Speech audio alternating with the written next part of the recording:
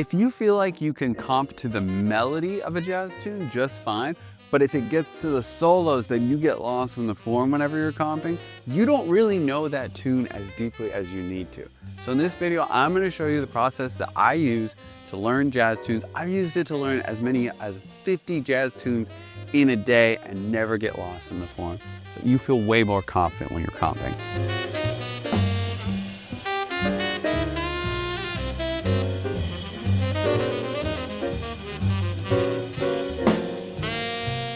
Now, I'm going to teach you the steps to be able to learn songs and never get lost, but you might not have to do all these steps, especially as you get better at learning tunes. A lot of times you'll be able to do just the first step, and that'll be more than enough to play these tunes, okay? So the tune we're going to be learning today, used with our comping, is going to be Driftin by Herbie Hancock from the album Taken Off. It's a classic jazz standard. Let's start by doing the first step, which a lot of drummers, it would surprise you, they don't even do this. You need to be able to sing the melody, okay?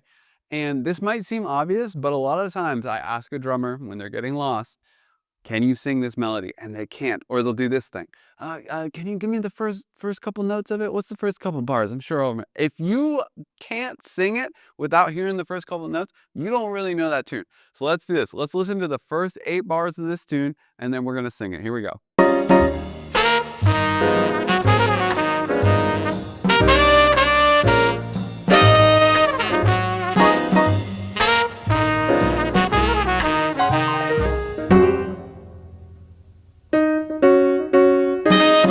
So it goes like this. Beep ba ba da da da da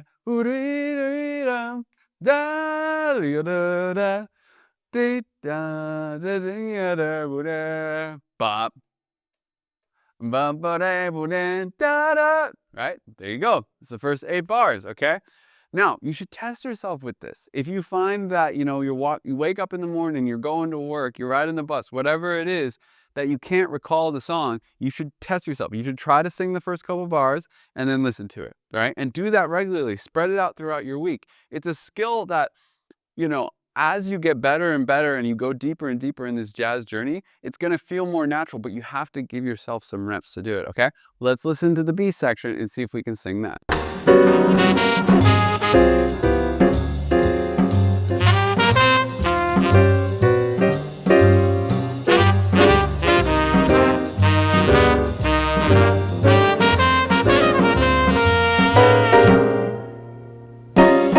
So the B section, it goes like this. Boo-ba-de-bo-da-da. Boo-ba-de-da-da.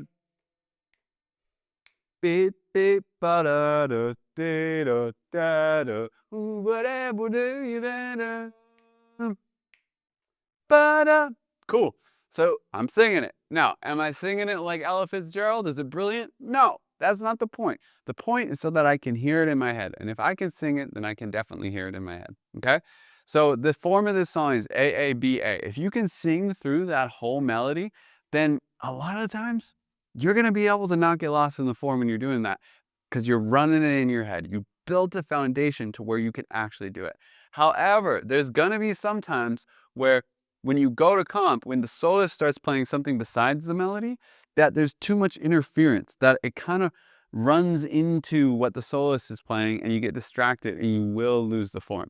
So if that's happening to you, then I suggest that you go to step 2, which is something that we call a melody map, okay? Now, melody mapping is something that my students at the jazz school use to understand the phrasing of a melody, okay? So it's not the exact note for note melody. That becomes too much. It's too much information. It's like if you squinted your eyes and looked at a blurred image of the melody, what would the shape of it be? How many bars? When are the rests? How does it repeat, right? So if you make a melody map, it's gonna make it so you can think a big picture structure, which allows you to you don't have this clash of what the soloist is playing and what the melody is, because you have this bigger box that both of those things fit in and there's not so much interference, okay? So without further ado, let's check out what a melody map is for Driftin, okay? So we want to think of phrase beginnings and ends, right? So we have at the beginning here, we have ba-da, beep, ba, ba-da-da-da-ba-da. I would say that that is a singular phrase in and of itself. Ba, ba ba da ya da ba da, rest, right? It has a start and an end, okay? So I'm going to highlight that. That's like a 2-bar phrase, okay? I'm going to highlight it in red.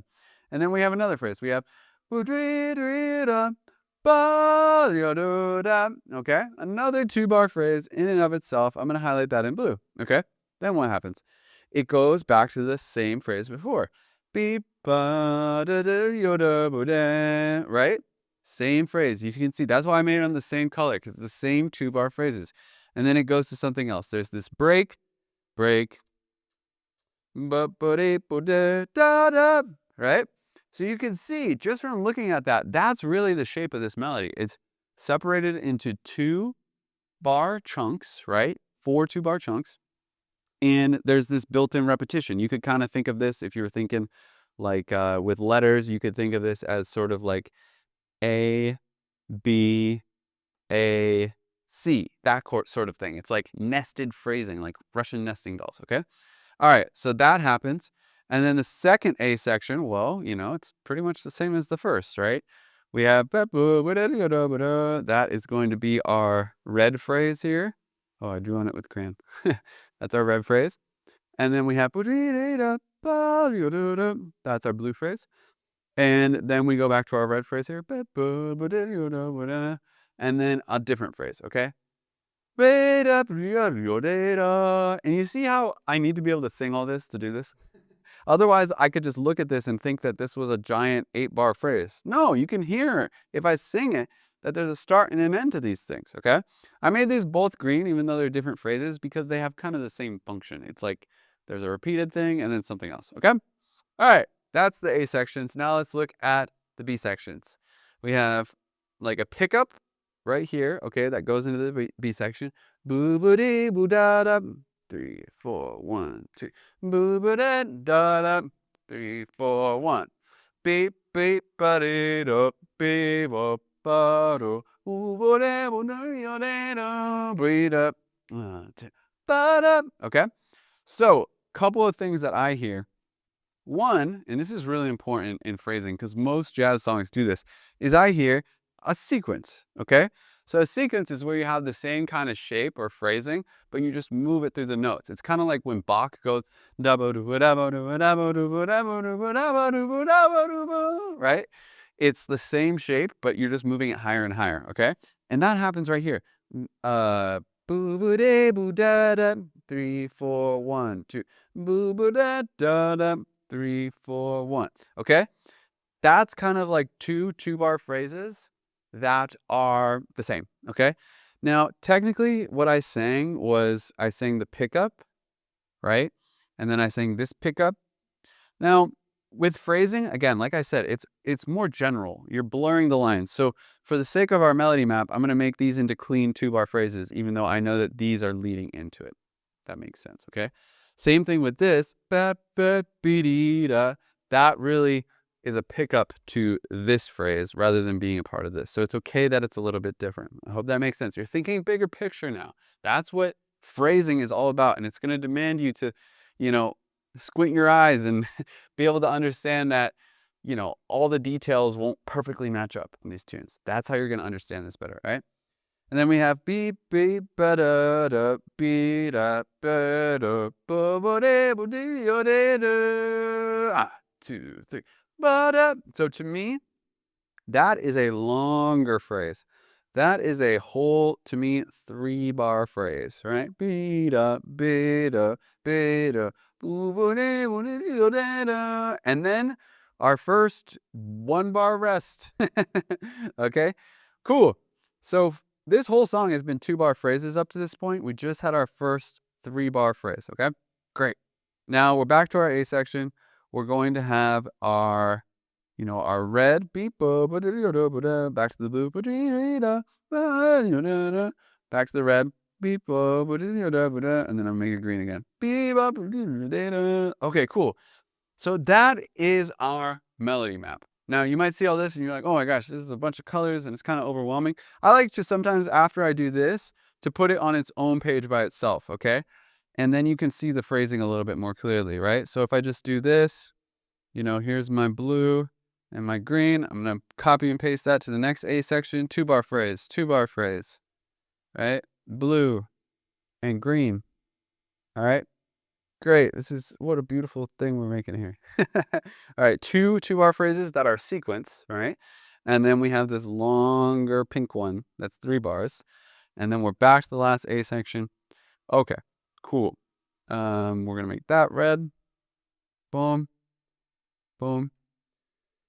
So this is kind of the feel of this tune. This is kind of the shape of this tune, all right? Now, a lot of times when you do this, what you're gonna find is that you sort of just in the back of your head, you just feel these phrase lengths. It's not even that you have to think of all these colors or visualize it. No, no, no. Just doing this a lot of the times is more than enough to feel the phrasing. You're listening and then you're creating something that you can see, and your mind will just kind of make a map of it. That's why it's called melody mapping. But I have to say, all that we've done up to this point is theory, okay? So it might be like enough to do it, but you might have to, like if you're still getting lost during the comping, you might have to do the step of actually programming your muscle memory to do it. So the next step that we're gonna do it, something that you can actually practice if you're still getting stuck with getting lost in the form while you're comping. Before we do that, I wanna say that the biggest problem that I see with students learning tunes and just working on jazz, becoming a complete jazz musician in total, is the context. Not knowing the context, because sometimes you have to zoom in and know every little detail of the melody. Sometimes you have to squint your eyes and zoom out and know the phrasing. Sometimes you have to play along with the bass notes and learn the chord changes so that you actually know the melody, right? And the biggest thing I see is students not knowing when to switch between those levels. It's the context. So that's when I work with students more personally at the jazz school, so that you can always have somebody looking at you and know which level you need to shift on. Then the problems become really, really easy to solve, because you're not solving the wrong problems. You're just shifting to the right level and boom, it has an obvious solution. So if that's something you want to do, you want to work together more closely to become a complete jazz musician, start playing gigs with people. There should be a link in the description where you can get some more information on how to work with me more closely, or just go find me on Instagram, shoot me a message. You can tell me what you're up to. We can see if it's a fit. Okay, if you've done the first step, you can sing it, and you made your melody map the second step, and you're still getting lost when you're comping, I recommend you do this third step, which is actually marking the form physically with your melody map, okay? So what I'm gonna do here is I'm gonna play what we call a release on the downbeat of each phrase point, okay? So like, release is just like a small crash paired with either the bass or the snare, something like this.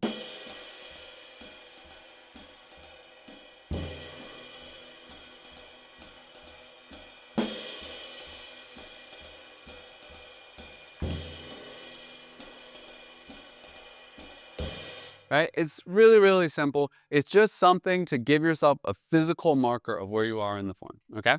And what you're gonna do is you're gonna go through, you're gonna play along with first the melody and just line up all the crashes and the releases. And then you're gonna try to play along with the solos and see if you can still keep that phrasing. Now, what I'm gonna do here is I'm gonna try to differentiate between the phrases a little bit. Like for the red, I'm gonna do snare. For the blue, I'm gonna do bass, so that I can feel that they're different. They're an A and a B, right? And then maybe for the B section where they're both orange, maybe I'll do the same one for both of them so I can feel that. But either way, I'm just gonna try to mark the beginning of each of these phrases. Now, you're probably thinking like, Jameson, do I need to crash and hit the bass drum in order to not get lost in form? No, no, you might not even do this when you're playing the song for real with people.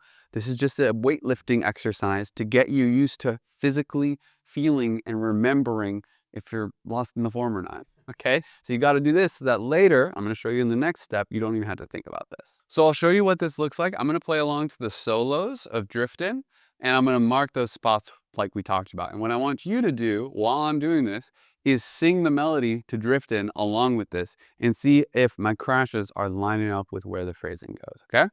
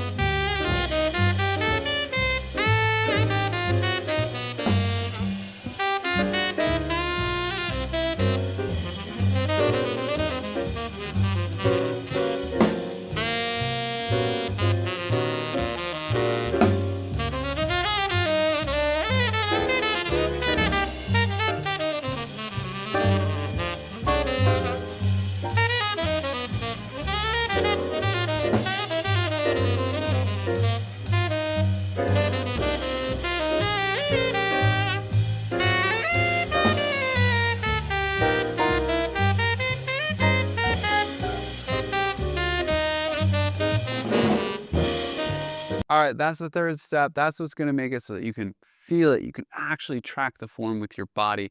But there is a fourth step because you don't want to just sound like you're playing this exercise and marking every 2 bars.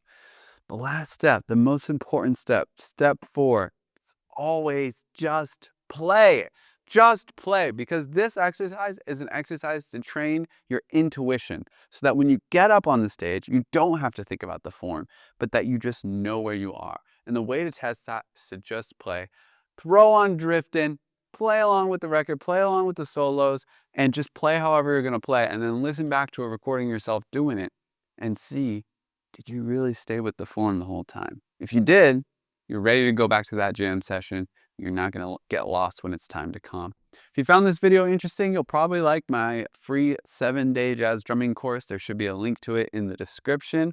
And you'll probably like the next video that YouTube recommends here. See you next time.